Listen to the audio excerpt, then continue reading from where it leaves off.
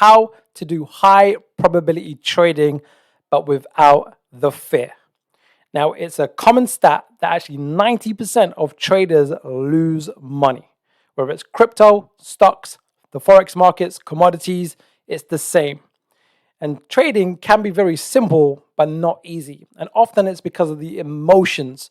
And there's fear and greed that drives the market, but it's often fear of making mistakes, fear of missing out, just the news, fear, uncertainty, and doubt, fear of looking foolish. There's so many things that happen in the unconscious mind that dictates what actions you take. And that can be a big problem. But we can overcome those problems by doing stuff that the pros do, that I learned to do last 15 years. But I remember the first 3 years, I had to get these good practices in play, and it weren't easy. So I'm going to go over the points of what we're going to cover today, and then I'm going to dive into a bit of depth with each one.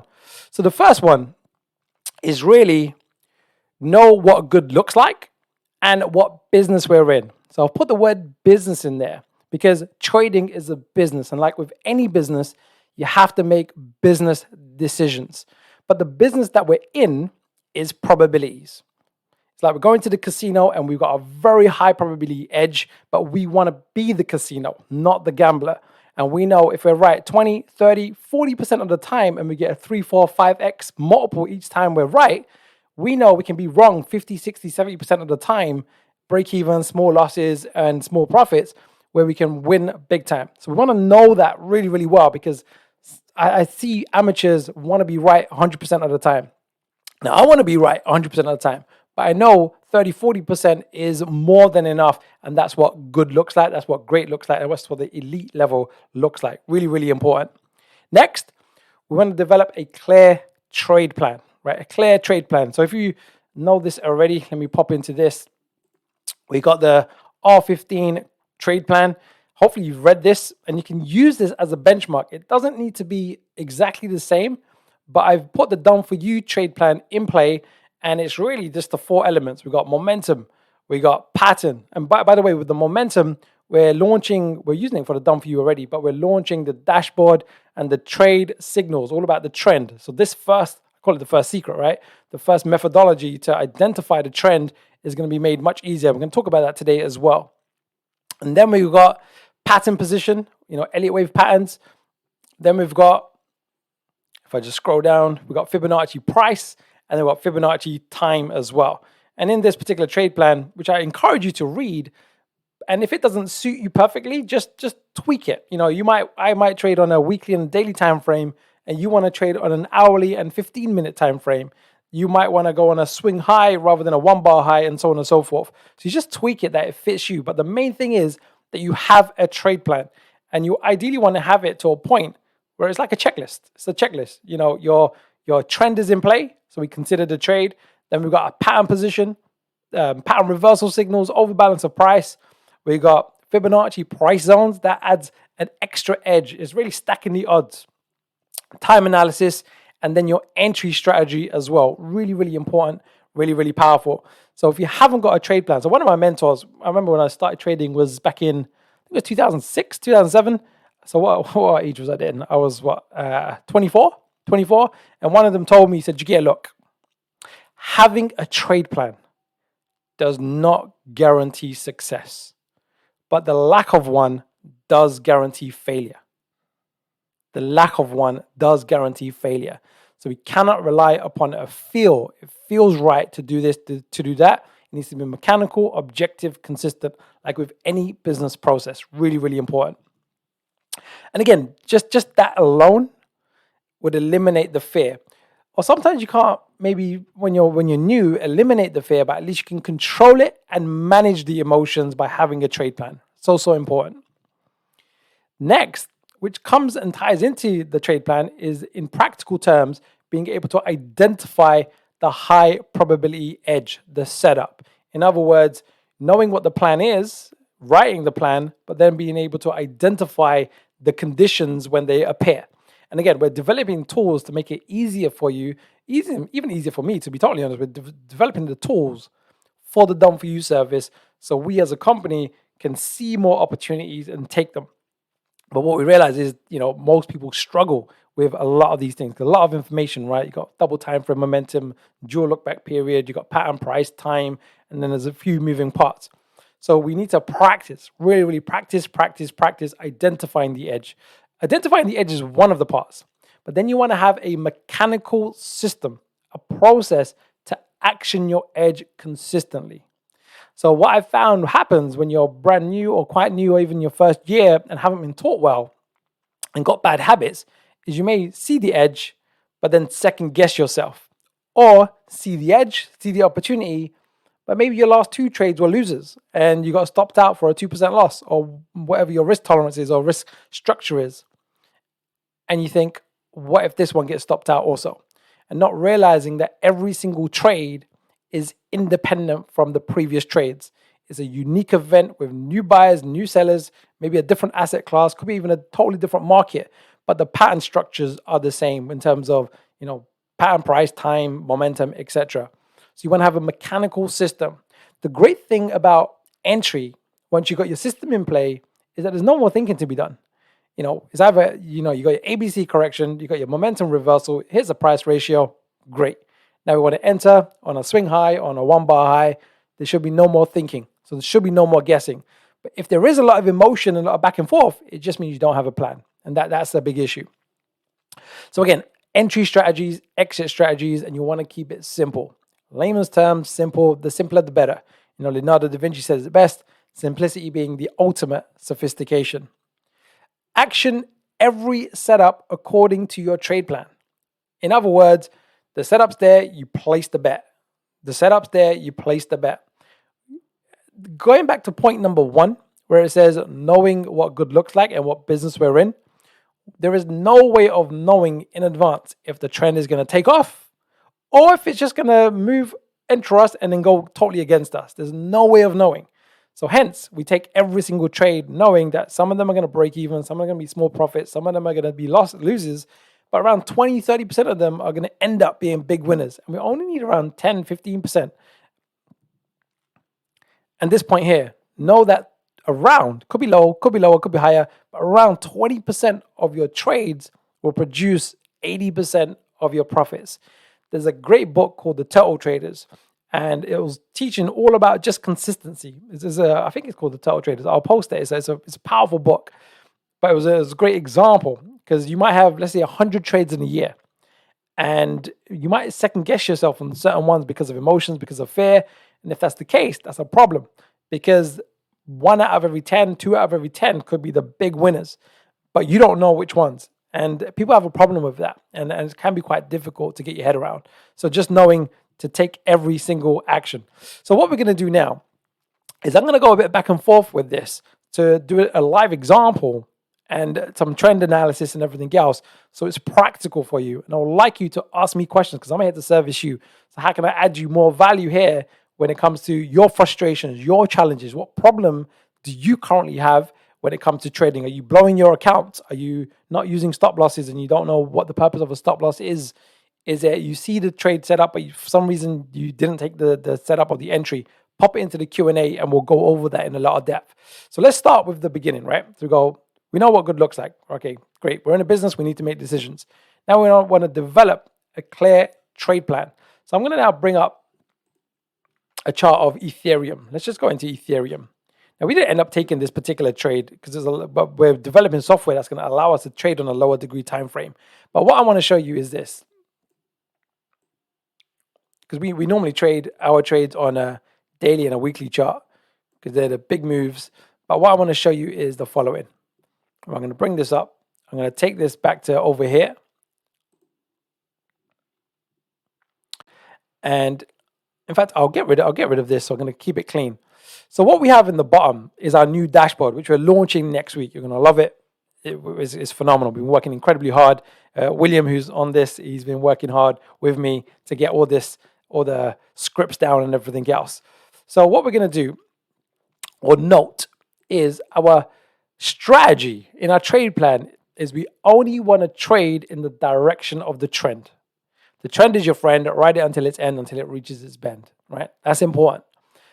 But sometimes, what is the trend? How do we identify it in a non-emotional, practical, mechanical way in a snapshot? Well, that's what this dashboard is designed to do. It's how we've programmed it.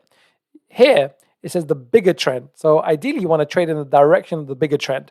It says it's bearish and the smaller trend is overbought. So the upside should be limited. However, what you're going to have the autonomy to do, and I'm going to show you this, you're going to absolutely love this, is I'm going to create another one of these. But what we're going to do is we're going to choose a lower time frame. Because remember, with your trade plan, when you're choosing your time frames, you might be a day trader. You might want to go, actually, Jagir, I want to take on lots of trades within one day for just being in and out of the market. So your higher time frame, rather than in a weekly, might be the 4 hour. And then the lower time frame is the 1 hour. Or even lower again. Some people go 1 hour and 15 minutes. There's no right or wrong, but the methodology is the same. Each has pros and cons. The lower degree time frames, you have more setups, but it means there's more bars, more work. You have to be in front of the computer much more. With the higher degree time frames, there's less setups because there's less bars, 1 bar per day. But when you get the trend, you can ride it for days, sometimes weeks, and sometimes months. But you only get 1 new bar a day, so you don't need to be in front of the computer, and therefore you have to deal with your emotions much less. Very, very important. So what we're going to do here is I'm just going to show you this. We're going to change the higher time frame, the macro. And by the way, when you get the trend filter, when we launch it next week, I built a foundation training, so it covers all this in a lot of depth. So we're going to choose 4 hour for the higher time frame, and we're going to choose 1 hour for the lower time frame. So now what we have is going to update over here. So now what we have is we're fully aware that we don't want to take a long trade on the macro trend because it tells us that the upside should be limited. However, what do you see from a pattern perspective? Well, what we noted the other day was it looks like an A, B, C of a wave 4. And currently, the 4 hour is bearish on a downtrend. Yeah, it's on a downtrend. So we don't want to take that. But if the 4 hour chart becomes oversold, as in the momentum stochastics goes below the 25 level, this will change. And I'm going to unfold the data and you'll see this live. And then on the next bullish reversal, we can consider a trade on the long side. And then what we want to do is, even before we do that, we can put into play our trade expectations. Right, so what will be the typical trade expectations? Well, I'm going to get rid of this. We don't need this for now. I'm going to minimize this a bit more down here. Well, the simple one, if you're familiar with the Fibonacci price course, is just the external retracement. And I've also done some end of wave 5 price targets. We did this in advance. We did it the other day. And this is the typical. We said 1200 to around 1250, thereabouts, right? That's the zone that we're looking for here and here. So it's a decent enough move to the upside if we do get the wave 4. So now let's just unfold the data. But in fact, before I do, let's just quickly go back and just see where we're at. So we said develop a clear trade plan. So what's the trade plan? We're waiting for a double time frame momentum. Choose your momentum. Here we're going to do an example with 4 hour and 1 hour. Everything else applies the same. We're looking for a pattern position, ABC of a wave 4. I will do a wave 4 retracement in just a couple of bars. We don't need to do any time retracements, but we can add that in with more practice. I covered it in the time course. So that will be number 2. Number 3 also comes into that, identify the edge. And then we want to have a mechanical system process to action the edge. We're going to talk about that once the setup's in play. So once the setup's in play, let's just go back. Let's just unfold a few more bars and look at the dashboard. Keep your eye on the dashboard. Okay, now in the dashboard, what you can see, which I absolutely love, this is brilliant, is the 4 hour chart, which is now our higher time frame. It's the bigger trend in this case, is oversold, meaning that the downside is limited. But we can also look at the pattern position and go, okay, it looks like an A, B, C. And the smaller time frame is made a bullish reversal, and the what to do section, the action tab, tells us we should consider buying. Now, I've deliberately written there, consider buying. Don't buy blindly. Why? Because we also want to take into consideration the pattern position, the price position, and entry strategy. Really important. All right, so now let's just quickly do a wave 4 retracement. So if you are familiar with this, if we measure wave 3 to the top, to the bottom to the top, And a typical wave 4 is 38 to 50%. That's the most common. And what do we see here? Well, it's right in that range, right? It's like a textbook wave 4. It's right in that range. So now what do we have? We have pattern, we have price on a basic level, and we have double time frame momentum. Now, it's important to note and to be aware that the daily momentum is overbought. So let me just do it. Like I just want to, because it does take a bit more practice to be aware of this. Let me just pull this back up on the weekly and the daily, because some people get confused with there being multiple trends within the trend. There's a macro trend, there's a intermediate trend, there's a micro trend. So it's we're trading against the large. No, well, it's kind of against. We're saying the daily is overbought and the upside is limited.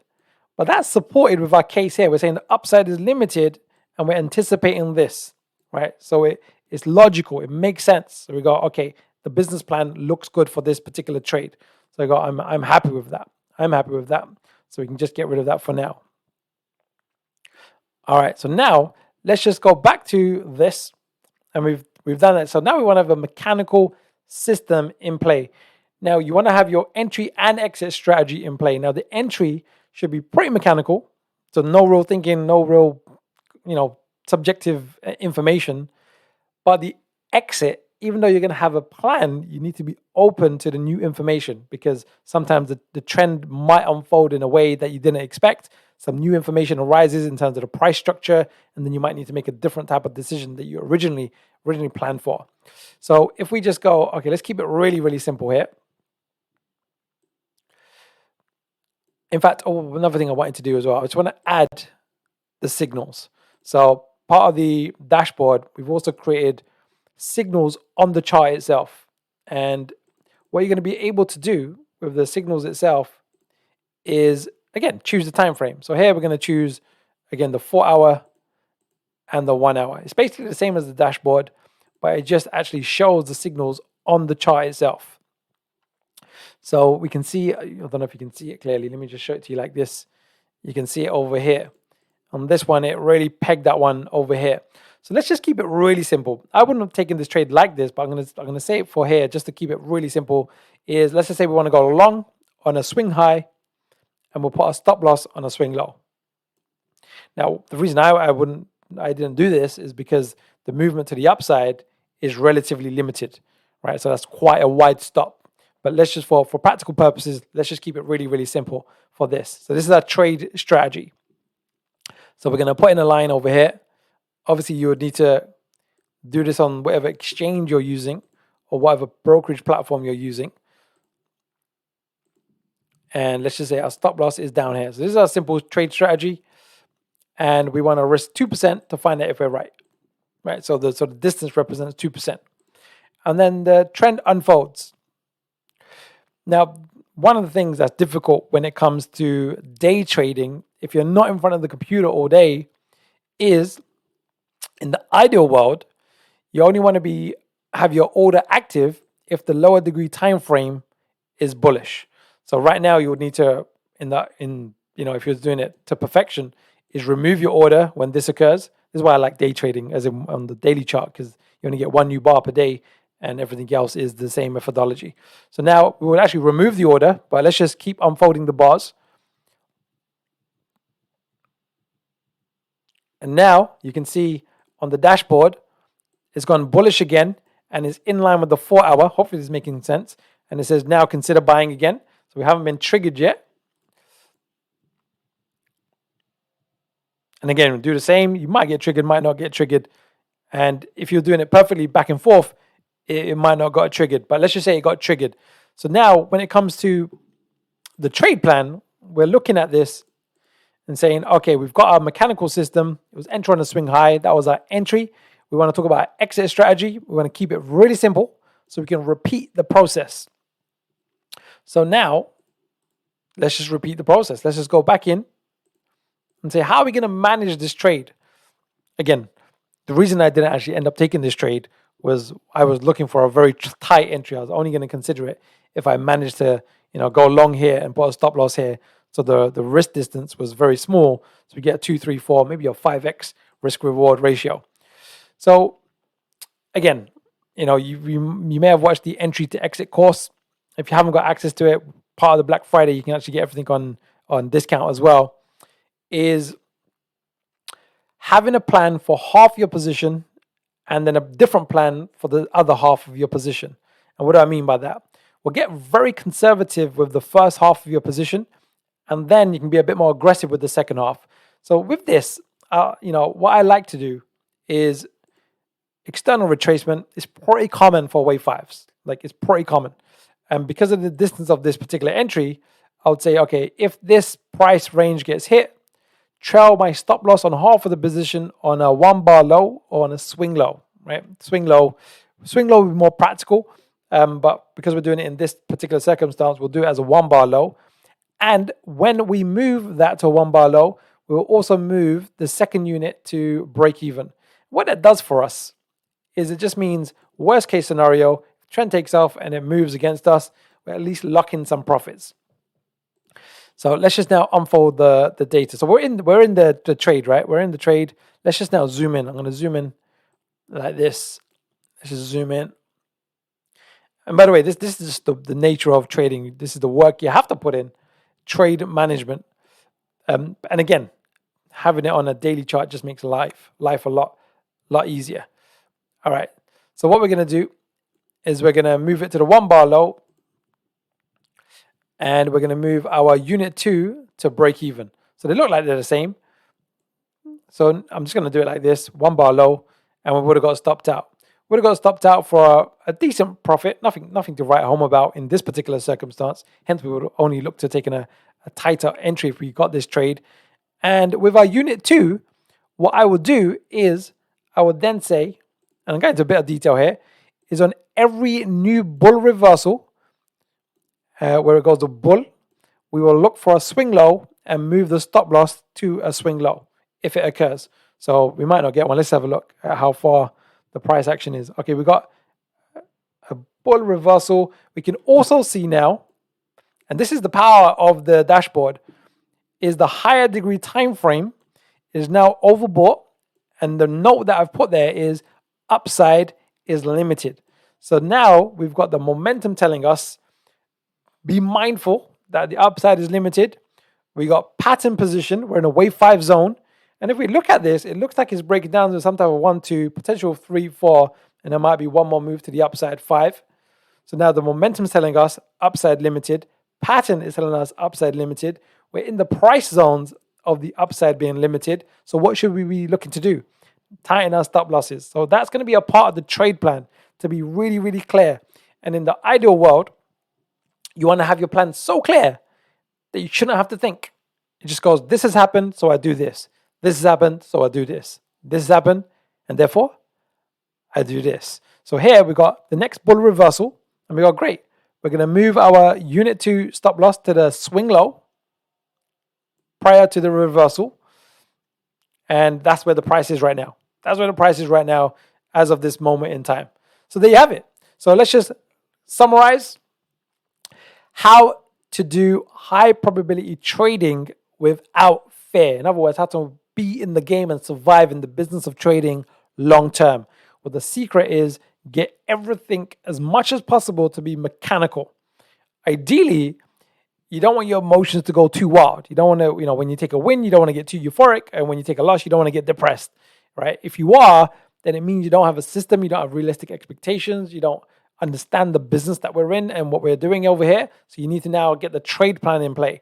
Develop that really, really clearly. Articulate it. Like you've seen here, this is a pretty detailed trade plan. Like it's pretty detailed. I think it was, 12 pages, including the checklist. It's pretty detailed. And you can model this and make sure it just works with you. Anything, because it's your trade plan. It's your business plan. And you're going to be the one that's executing it. Then, again, with that trade plan, just practice, the mechanics of it. Everything's in play, place the order. It gets voided, remove the order. You get triggered, okay, you're entered into the trade, great, you risk 2%, have that really, really clear. How are you going to manage unit 1 and unit 2 and why? There has to be a logical reason of moving stop losses. It's none of this. It's none of this. It's just, okay, we're in the trade. What do we expect? Give it some room. It does the minimum, right? Let's tighten unit 1. Unit 2, we're expecting this. So therefore, let's give it room. Let's give it breathing space. Okay, and then there'll be logical reasons and so on and so forth. Have the higher time frame in play, have the lower time frame in play. It should be really logical. And then, again, just a reminder, every setup, you want to take every setup according to your risk in your business plan. So at the moment, we only take a maximum of 2 new positions. So we're only exposed at 4% risk at any one time. I wouldn't go above 6. So you can take a maximum of 3 trades if you're doing 2% risk per trade, knowing that 20% of our trades are going to make 80% of our money, right? 80% of our money is made from 20%. What does that tell us? It's just you being in the casino knowing, look, there's going to be winners, losers, big wins, small wins. We don't care. We just got the edge in our favor, and we just keep placing those bets one after the other.